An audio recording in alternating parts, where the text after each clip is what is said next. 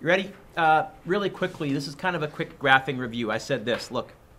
If I have two quantities, two things that behave in the following manner, if y is 0 and x is 0, so they go through 0, 0, and if when x increases, y increases, if as x gets bigger, y gets bigger, if you have a positive slope, then we say they are directly proportional is the fancy word for that. Let me make that a little bigger so you can see. They are directly proportional. Or we say y varies directly as x. You don't need to memorize that phrase. I may use that phrase once in a while in notes to set something up. We write, the symbol for proportional to is a little fish. We write y is directly proportional to x. That's what that is supposed to be saying right there. Or if we want to get an equation, what we're really saying is this must be y equals mx plus b. But Mabod, if you go through 0, 0, there is no b. And for some reason in physics, it's traditional to put a k there instead of an m, k standing for some constant. Why did they use the letter c for constant? Because the letter c is the speed of light, and I think this was done originally in German where the word constant begins with a k. Anyhow, traditionally we write something like that. K is called the constant of proportionality. Proportionality. You don't need to know this terminology because, Chelsea, you've been doing it already. Let me give you an example. Don't write this down. Distance is proportional to time. The further time goes, the further you've traveled, assuming you're moving. Hey, Paige, you want to make that an equation? Turns out the constant that goes there is the velocity.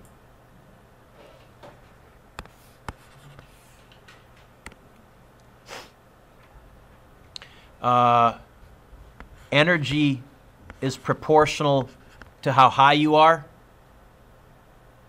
Turns out if you want to make, when you're 0 high, how much energy do you have? It goes through 0, 0, yes? You want to make that an equation? Okay, you need that. Turns out mg is your constant of proportionality. So you've been doing that all along with the fairly simple basic physics equations.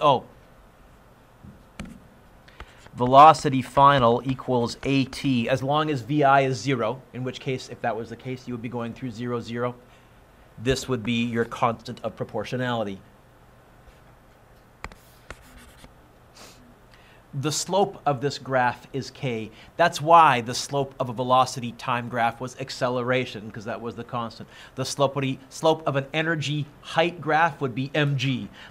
And really, the best way to figure out the slope, if they give you a question and it's a graph you've never seen before, Sydney, is to look at the units. So here's one you have seen before. It says d equals vt. We're graphing distance versus time. What's the slope? Well, slope, you all memorized a little rhyme, a little acronym. Slope is what over what? The letter R. Jason? It's rise over run. So if they ever ask me a slope question, I think this to myself. And then I'm going to analyze or figure out what they mean by the slope in two different ways. I'll either look at the variables. The y variable is d. The run variable is t. Or I'll look at the units. What are the units on the y-axis? Meters over. What are the units on the x-axis? What do I measure in meters per second? I now know the slope is the velocity. I don't need to memorize that. I can analyze the units and figure that out. Now, specifically, I think the slope of this graph is supposed to be a rise of 5 and a run of 10. I think it's supposed to be 0.5 meters per second.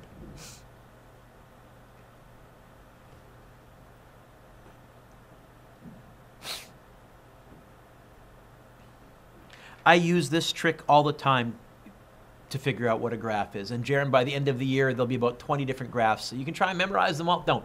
If they ask you for the slope, either divide the units or divide the variables, and 99% of the time, you'll be able to figure out what the heck they're talking about. Okay? What if, for example, where's that? There we go. I gave you a force versus distance graph, and I said, what the heck is the slope? Well, I would say it's force. Sorry, let me try that again, Mr. Duick, instead of distance. What if I gave you a force versus acceleration graph, and I said, what the heck is the slope? I would say, well, it's going to be force divided by acceleration. What is F over A? The slope is mass, kilograms. Because I've seen that equation kicking around somewhere before, haven't I? I don't need to teach you that graph. Don't memorize that graph. I can derive it. I can figure it out. Hence, this is why Mr. Kamosi and myself emphasize memorizing units. That Physics 11, it's one of the few times we say memorize stuff. Units, really, really worth memorizing. Second kind of graph, B. If y still gets bigger when x gets bigger, but doesn't go through 0, 0. We say there is a partial variation.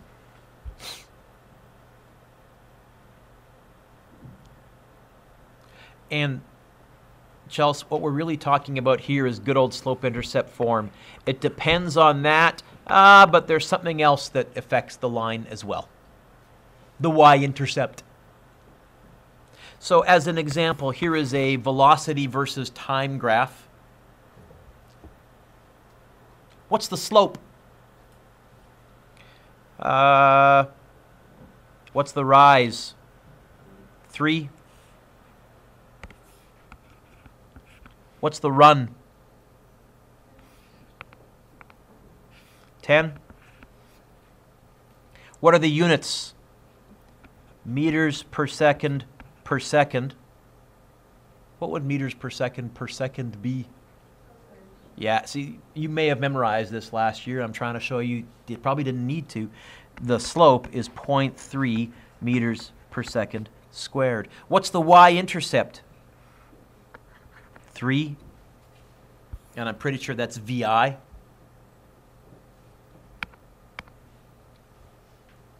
Hey!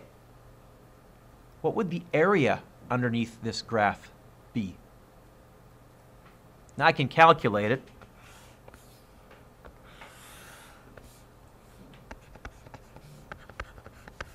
Using our break it up into two shapes. The area is going to be 1 plus 2. Area 1 is a rectangle. Rectangle is length times width. What is the length times the width here? I think the length would be 10. I think the width would be 3. Sounds good, John, so far? Mm-hmm. Plus, the second area is a triangle, which is base times height divided by 2. It's going to be 10 times 3 divided by 2. You get 45? 30 plus 15, yes? Okay, that's the magnitude. What is the area mean? I don't know. Let's see if we can figure it out. Do you notice for area, we multiplied? Hey, let's multiply the units. The area would be meters per second times seconds. Ty, what happens to the seconds? What units are left behind? Turns out the area under a velocity time graph is the distance. Apparently, this person traveled 45 meters in 10 seconds. In fact, probably the displacement, I suspect, not the distance, if I really wanted to be fussy. That's also why the area under a force versus distance graph is the work, because work is force times distance. Turn the page.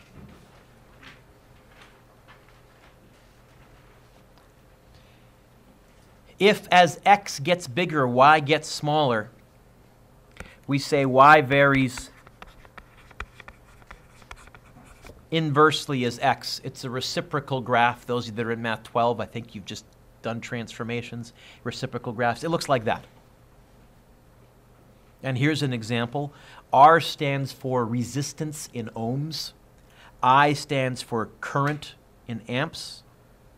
I wrote down here, what would the area underneath this graph be? Now, to calculate the area, you need calculus. This is one of the reasons calculus was invented, because the area would be a shape something like that. It's a curvy shape. But in terms of describing it, what would the area be? Well, if they asked me for the area, I would try multiplying either the units or the variables together. The area is going to be I times R. Now, there is a chance some of you that may have twigged your Science 9 brains when I say I times R. You may be saying, I remember that from Science 9. Does anybody remember what I times R is? It's Ohm's law. Pretty sure you do in Science 9. Pardon me? That was a long time. I know. There's a candy here, though, if someone can come up with it. We'll be re-looking at it this year anyhow. Hey, you got a formula sheet? See if you can find I times R on your formula sheet. It'll be on the right-hand side of it. It's voltage. It's voltage. Now, Jason, have I taught you anything about voltage? Have we done a unit on voltage? Yet you can analyze the graph. Why? If it's area, multiply the variables or the units. If it's slope, divide the variables or the units. That's the whole point of this lesson. There is one more that shows up, and it's y varies as x squared. It's the good old parabola from Math 11. For example, d equals a half at squared. If vi is 0, you get a lovely parabola if you were to graph that. Or, hey, we have a squared in this unit. If we graph kinetic energy versus v, because kinetic energy is a half mv squared,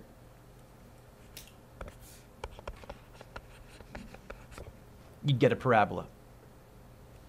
If you were to graph kinetic energy versus v squared, so on your x-axis, instead of putting the numbers for v, if you squared all the velocities and you graph that, then you would get a straight line. That's called curve straightening. You don't need to worry about that. Or did I do it down here? Oh, I did. Ha! On the next page. We could straighten this graph out by graphing kinetic energy and v squared. Then it says on the provincial, on the tests, on the final, you'll be asked to interpret a graph. To figure out what quantity is represented by the slope, simply divide units or variables. To figure out what quantity is represented by the area, simply multiply units or variables. Who's in Chem 12? Do you guys analyze graphs at all in Chem 12 as well or not? Okay, same trick works though. And it's really a trick that I don't actually have memorized. I can figure it out by going slope is rise over run. What does over mean? Divide. Area is length times width. Oh, times? Did I say times? So it kind of comes out of there. Okay. So no homework for that lesson. Homework from the lesson that we finished off in class.